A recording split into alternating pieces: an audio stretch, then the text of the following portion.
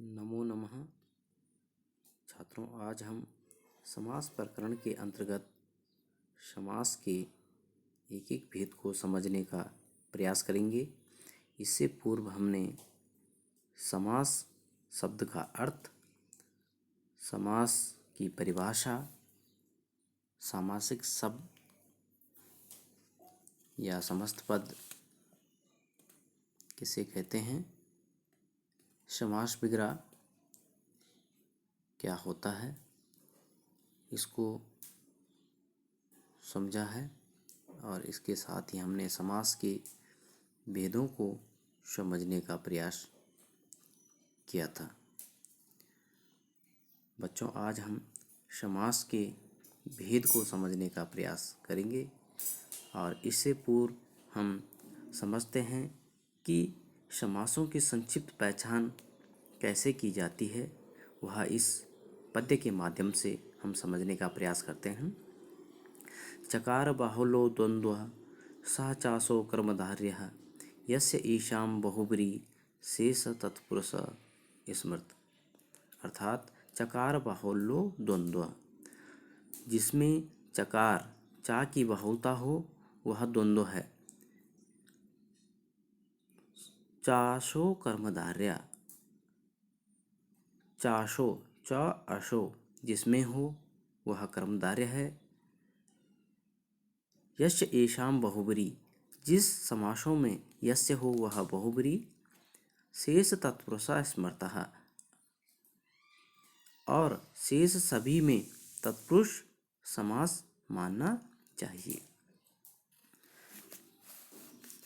समास के भेदों में हमने सीखा था सर्वप्रथम अव्ययीभाव समास।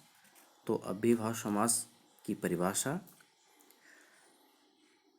या लक्षण, पूर्व पद प्रधान अव्ययी भावः, अर्थात जिस समास में पूर्व पद प्रधान होता है वह अव्ययीभाव समास होता है।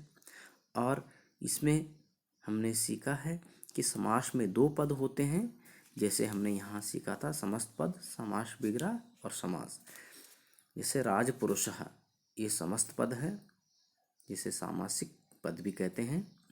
और राज्ञः पुरुषः ये इसका समास विग्रह होता है।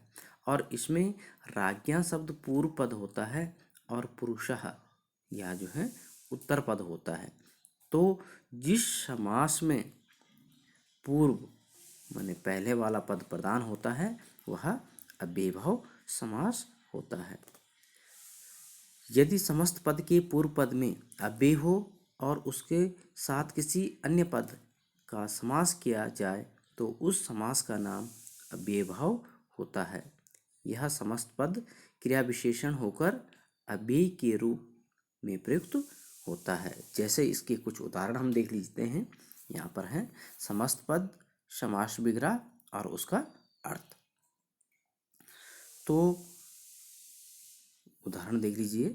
यथाशक्ति, इसका समास विग्रह होता है शक्तिम अनतिक्रम्य, शक्ति के अनुसार।